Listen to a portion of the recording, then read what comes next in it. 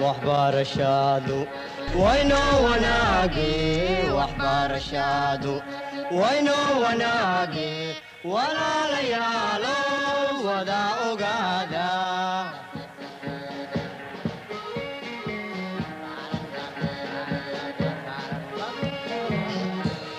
وهي تعلينتا ودد توسن وهي تعلينتا ودد توسن. Bonjour à toutes et à tous. Pour cette deuxième séance sur les épreuves du baccalauréat en géographie, nous allons vous présenter comment traiter un sujet d'analyse des documents en géographie. Nous nous appuierons sur le sujet suivant. L'Union européenne, un centre d'impulsion en défi permanent. Nous nous appuierons sur le sujet suivant. L'Union européenne, un centre d'impulsion en défi permanent.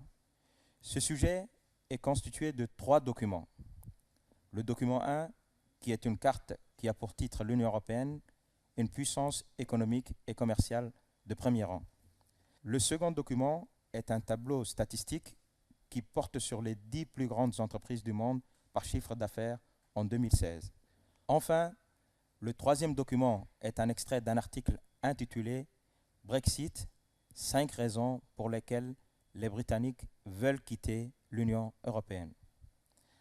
Ensuite, ce sujet comporte 4 questions suivantes. Montrer que l'Union européenne est une puissance commerciale. Deuxième question, d'après le document 2, sur quoi repose la puissance économique de l'Union européenne. Ensuite, ce sujet comporte les 4 questions suivantes. Première question, montrer que l'Union européenne est une puissance commerciale. Deuxième question, d'après le document 2, sur quoi repose la puissance économique de l'Union européenne. Troisième question, quels sont les défis que l'Union européenne doit surmonter. Et enfin, la 4e question, à partir de l'ensemble documentaire et de vos connaissances, montrer que l'Union européenne est un centre d'impulsion en défi permanent. À présent, nous allons nous mettre en situation d'examen, c'est-à-dire que nous allons découvrir qu'après avoir choisi le sujet d'analyse de documents, il faut d'abord, en première étape, lire la consigne et les documents. En effet, vous devez analyser les termes du sujet. D'abord, en relevant les mots-clés qui vont servir de fondement à votre travail sur le sujet.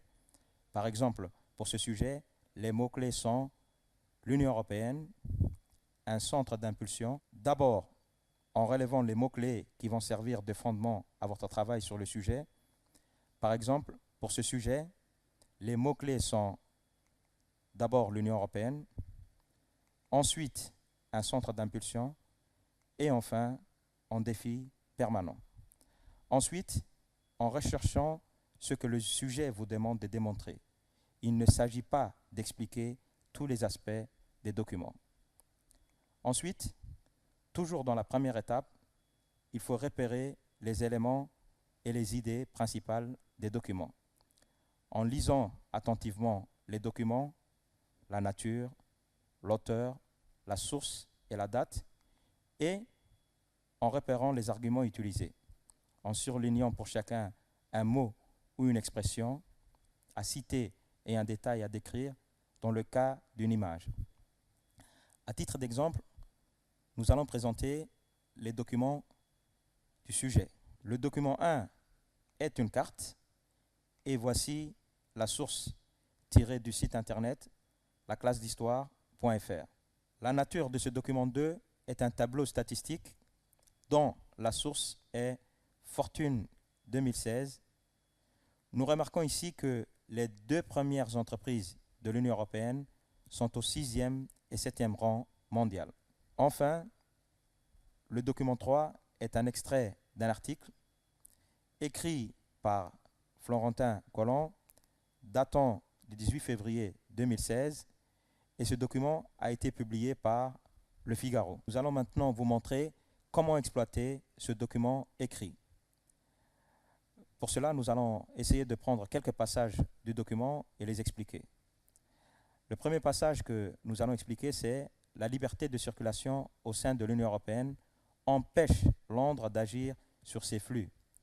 Ce passage nous montre que l'Union européenne n'arrive pas à adopter une politique d'immigration parce que les conseils européens ont tendance à ne considérer que la question de la lutte contre l'immigration clandestine, à savoir le système de surveillance. Le deuxième passage est restaurer la souveraineté nationale. Ce passage nous montre que certains pays de l'Union européenne souhaitent une Europe supranationale où ils gardent leur souveraineté nationale. Par exemple, c'est le cas de la France et de la Grande-Bretagne. Par contre, l'Allemagne souhaite une Europe fédérale. Ensuite, le passage suivant d'une politique étrangère ou pire, d'une défense commune, nous montre que les pays de l'Union européenne ne parviennent pas à adopter une politique étrangère commune et une défense commune. Ensuite, le passage suivant qui parle de la crise de la zone euro, le passage suivant, la crise de la zone euro, nous montre que les pays de l'Union européenne ne parviennent pas à instaurer une politique économique commune. Critique sur la politique menée par la Commission à Bruxelles ou la Banque centrale européenne.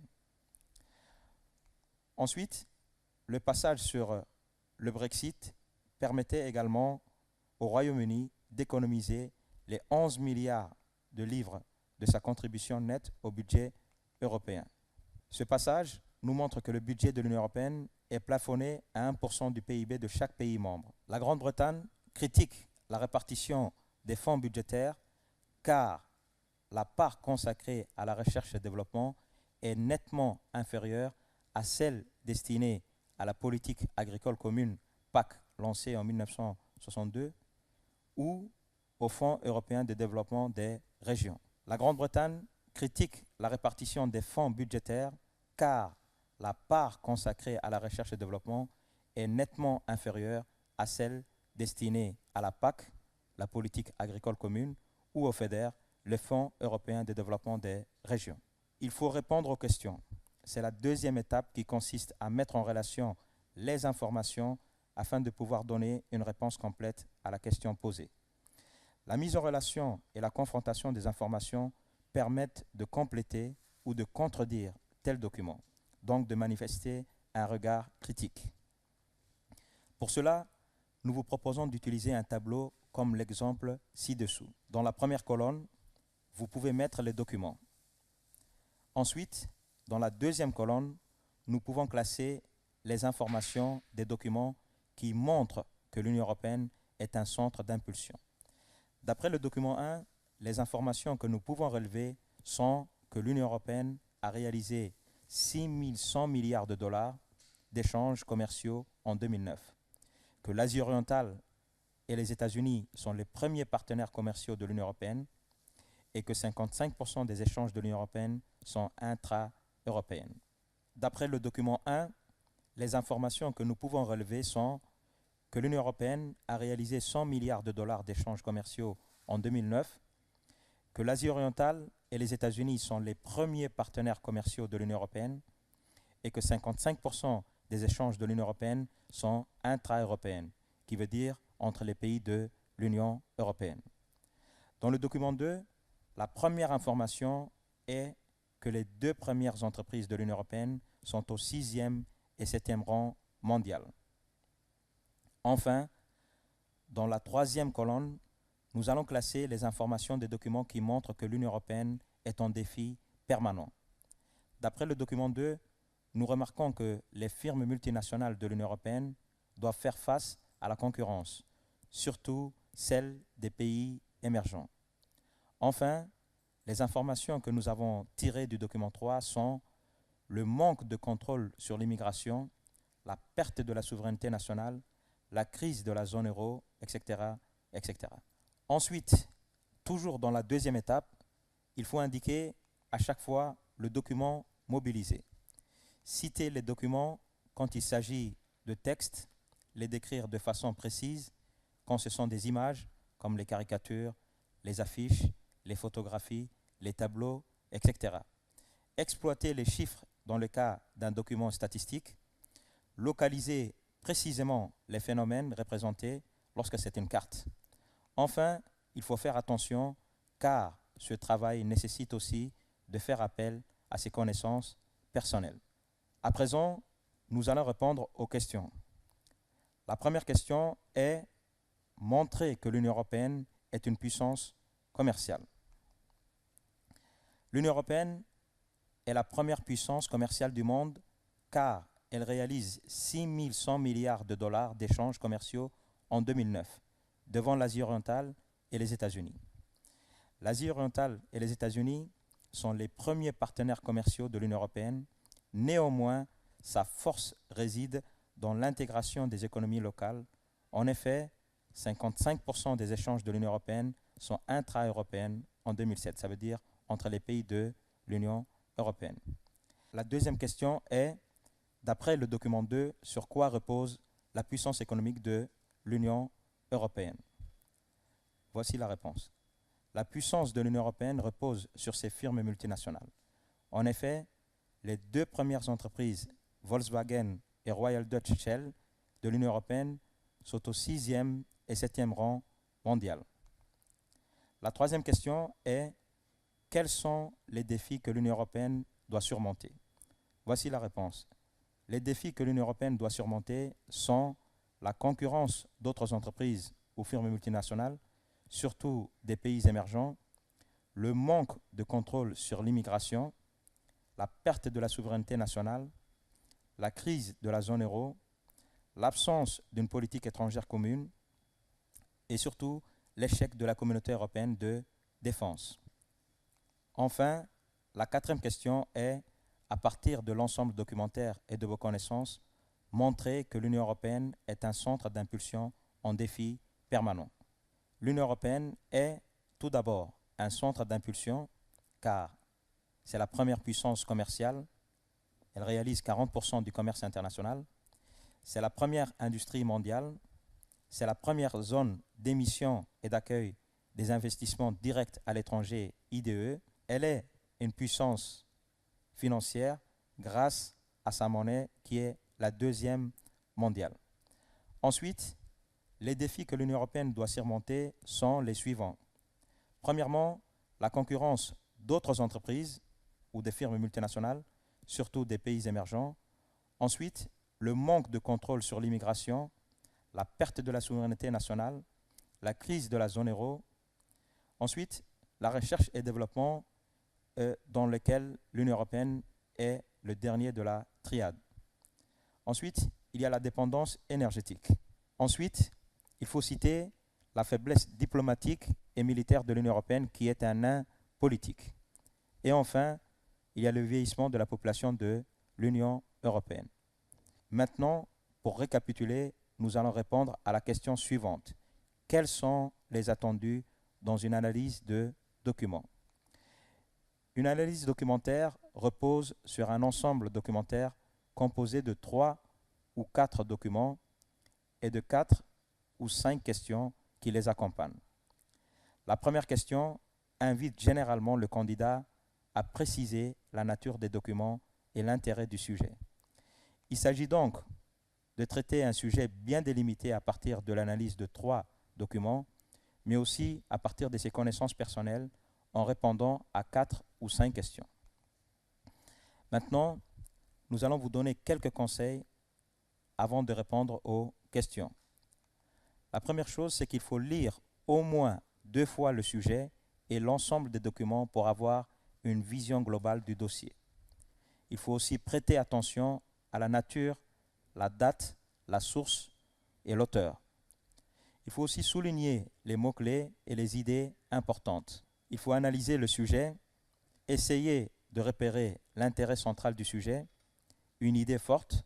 Cela vous aidera à répondre aux différentes questions. Pour répondre aux questions, nous allons aussi vous donner quelques conseils. La première chose, il faut d'abord lire toutes les questions avant de se lancer dans les réponses. Répondre dans l'ordre aux questions. En attendez-vous des réponses concises, précises, les plus complètes possibles. Pour ce faire, il faut sélectionner les informations essentielles à l'intérieur des documents, ne pas recopier les documents, mais expliquer les réponses en argumentant et en faisant référence au document en le citant dans le cas d'un texte, en le décrivant dans le cas d'une image, en exploitant les chiffres lorsqu'il s'agit d'un tableau statistique, en localisant lorsqu'il s'agit d'une carte. Il faut aussi penser à mentionner chaque fois le document mobilisé. Ensuite, il ne faut pas hésiter à mobiliser ses connaissances pour éclairer les informations données par le document. Enfin, il faut rester concentré sur l'intérêt central du sujet que vous avez privilégié lors de votre travail préparatoire. À présent, nous allons vous présenter quelques documents utiles qui peuvent éclairer le thème. Le premier document que vous voyez ici est une carte qui montre l'Union européenne, à savoir les États membres de l'Union européenne, mais aussi les pays candidats et les candidats potentiels. L'Union européenne, sur cette carte, est constituée de 28 pays avant le Brexit. Ensuite, le deuxième document que nous vous présentons nous montre les fondateurs de l'Union européenne. Nous pouvons voir Konrad Adenauer, Robert Schuman, Winston Churchill, Alcide de Gasperi ou encore Jean Monnet, qui sont considérés comme les pères fondateurs de l'Union européenne. Ensuite, il y a le drapeau européen constitué d'un fond bleu sur lequel il y a 12 étoiles. Ensuite, il y a l'hymne européen qui est intitulé « L'Ode à la joie ». Et enfin, il y a la Journée de l'Europe qui est fêtée le 9 mai de chaque année. Ensuite, ce document nous montre les 24 langues officielles de l'Union européenne.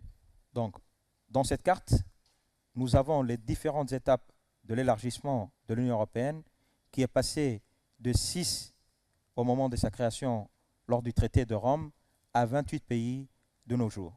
Ensuite, dans ce document, nous pouvons voir le grand élargissement de l'Union européenne depuis la fin de la guerre froide. Et ça, c'est présenté par quelques dates importantes, comme la date de 1989 qui correspond à la chute du mur de Berlin et la fin du communisme. Il y a aussi la naissance de l'aide économique de l'Union européenne.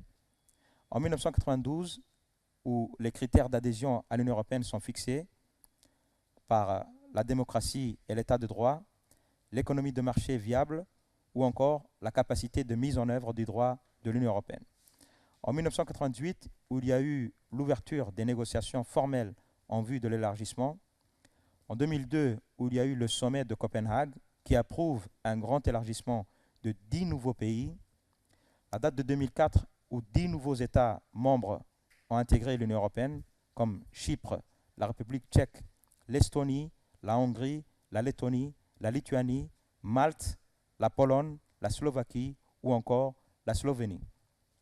Il y a aussi la date de 2007 où il y a eu l'adhésion de la Bulgarie et de la Roumanie. Mais sans oublier la date de 2013 avec l'adhésion de la Croatie dans l'Union européenne le 1er juillet 2013. Enfin, ce dernier document nous montre que la Commission européenne est promotrice de l'intérêt commun. Elle est constituée de 28 membres indépendants, un par État membre de l'Union européenne. La Commission européenne propose de nouvelles législations. Elle est l'organe exécutif de l'Union européenne. Elle est la gardienne des traités. Elle représente l'Union européenne sur la scène internationale. Voilà, nous sommes arrivés au terme de cette séance qui portait sur l'analyse des documents en géographie. Nous vous remercions de votre attention et nous vous disons à la prochaine pour une nouvelle séance de géographie.